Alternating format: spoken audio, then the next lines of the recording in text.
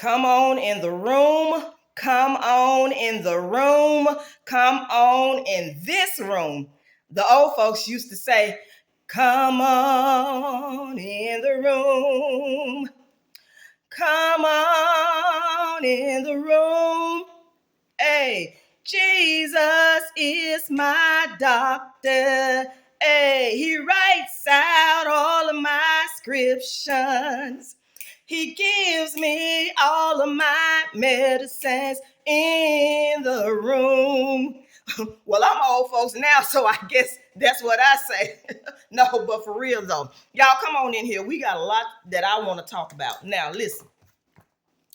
I know that some of y'all are walking around here still mentally and emotionally aching from behind how somebody else has handled or mishandled your life.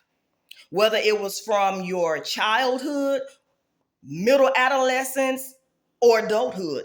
Some of you are still harboring those pains, and unfortunately, some of those pains has kept you from becoming that very thing that which God has created you to become.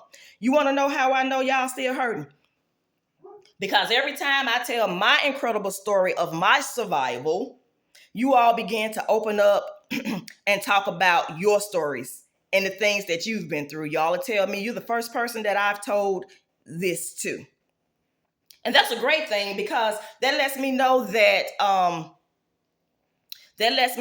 this platform that I'm about to put together is still needed out there in our communities. That lets me know that there's still room for what it is that I'm attempting to do here today, my assignment. That lets me know, I used to say that, well, everybody is out there talking about how they overcame rape or trying to help rape victims or molested victims. I used to say there's plenty of platforms for that.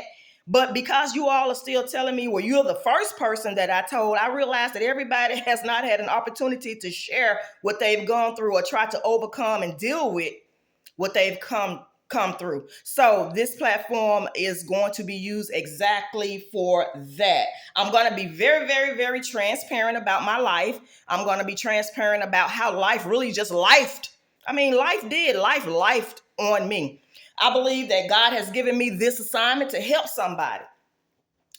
Let me be real clear about me and God. God is my source. God is my resource.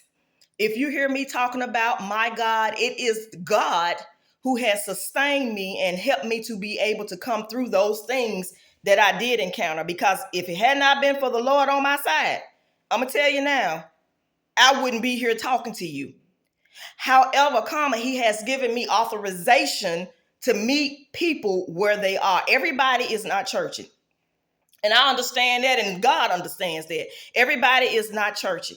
When I came in this world, I was not churchy. I have done some things in this world that has not been churchy.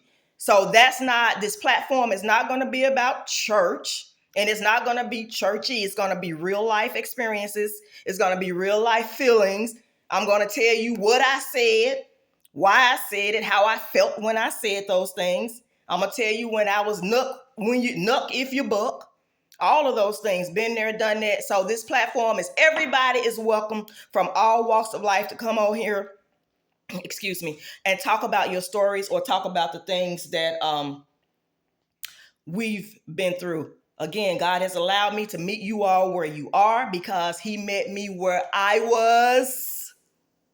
Sometimes I said, Lord, you ain't even supposed to be in this space while I'm in here doing what I'm doing. But nevertheless, he was there and he helped me make it through it. So my name is Yolanda, and I have penned my pain of sexual molestation, rape, physical abuse, and neglect in a book titled What Was Meant for My Bad Made Me Better. This is my book. Hey, yay. I wrote my book, What Was Meant for My Bad Made Me Better. And what I'm going to be doing is I'm going to walk through my book, reading my experiences just as they were. And I'm going to be discussing how I felt during a particular situation in my life that I was going through. Now, I want to encourage everybody to get a copy of the book. You can get it off Amazon. if you want to get a copy of the book, so that you can walk with me. Sometimes people might read ahead and say, let me see where she's going to be going next week, but get a copy of the book. Let me make myself real clear. This is not an opportunity for me to just push my books just for financial purposes. Let me be real clear. God has been good to me financially. I wrote this book back in, I believe, 2015, and you all don't hear me talk a whole lot about it because I'm good financially. However, I do believe that reading this book will encourage somebody to maybe break some chains, destroy some yokes. So just go out and get it. If not, like I said, I'm going to be reading on this platform, so you all can just follow along with me as I read through the book. Let me tell you, I'm reaching out to help other people overcome some things. Again, I'm very, very transparent with my life. I mean, nobody has a heaven or hell to put me in outside of my God. So I'm very, very transparent with my life. There are going to be some times as I'm still reading, I've realized that some things I've not even overcome yet. Some things that I went through still draw tears from myself. So even though I don't have my little setup right here today, I know that I'm going to get me some Kleenex tissues. I'm going to have me some hot tea.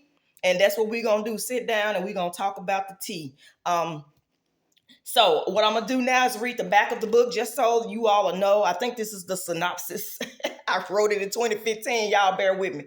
This is a definite must read.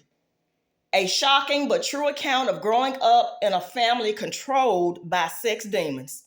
And honey, I still believe that those demons exist throughout my family, but thank God I have been removed and I'm in a safe place now. A tell-all confession about the incest that shattered a young girl's life who was left to deal with it on her own. The abuse was too much to deal with as she became the product of her environment. Some of them people told me that I was made to be a hoe.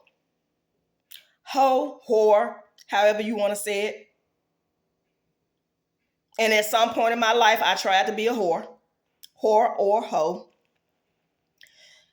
Every mother should read this. Every mother should read this. Let me let you know something, mothers. When your babies are born, your babies love you. You are their everything.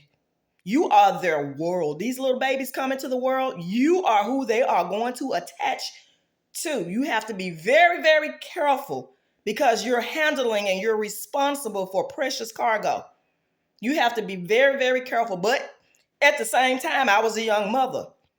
So I understand that it's not always easy to have especially when you are still growing emotionally and you have a child at the age of 16 like I did.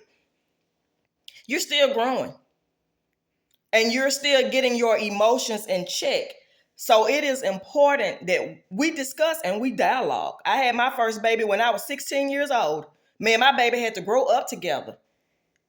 And yes, I do plan on eventually bringing my babies on the show so that they can express how they felt under my hand. But okay, every book club should have this one as part of their collection. Every church family should share and teach from the testimonies contained within. I wholeheartedly believe lives will be inspired to be transformed. Prepare yourself for this tear-jerking journey of survival that's ultimately conquered by the greatest love of all. The greatest love of all, y'all, is learning to love your own self. And bless God, I finally got there. Okay.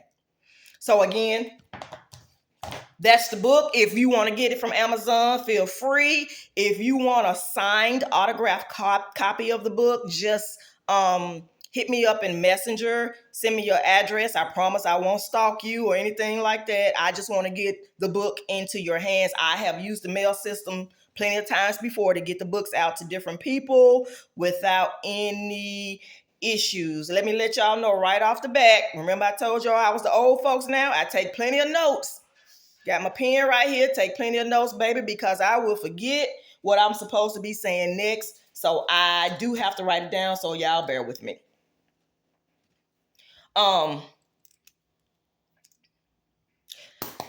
Let me make this disclaimer. I am not a licensed anything. I don't have a license. I don't have a degree. All I have is life experiences. I'm not a psychologist, psychiatrist, nor therapist. But guess what? I'm the person that they studied so they can go back and write their books. So in all actuality, I feel like they owe their degrees to me. None of them ain't been through nothing, but they gonna sit down and write books on those of us who have been through anything.